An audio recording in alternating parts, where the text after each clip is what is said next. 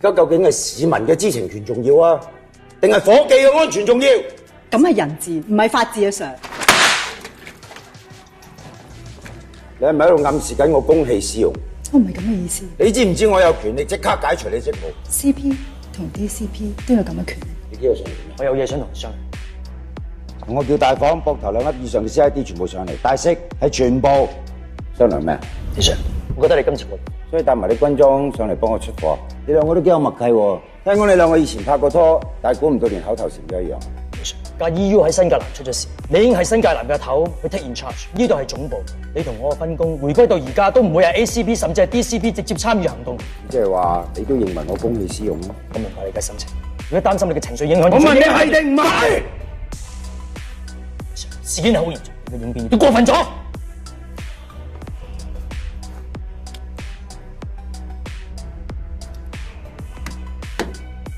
劉傑輝，你都應該知道，我唔需要任何理由，而家就可以解除你職務。不過呢個權力，你同我都有。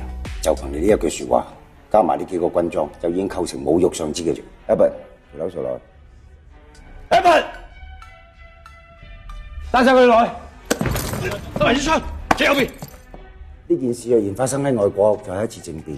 外交 Acting CP 0906，劉傑輝，我正式解除你嘅職務。李 Sir，警隊規矩，自己有親屬涉案都要利益申報，避嫌缺席。既然今次你冇咁做，咁已經證明咗你喺韓志行動判斷出咗問題。我係質疑你嘅能力。法官覺得你應該交出你嘅總指揮權力。呢班匪係針對我哋嘅通訊領導，我喺度分黨分派。唔好以為保安局冇理我做經理。博士，你係咪想奪權？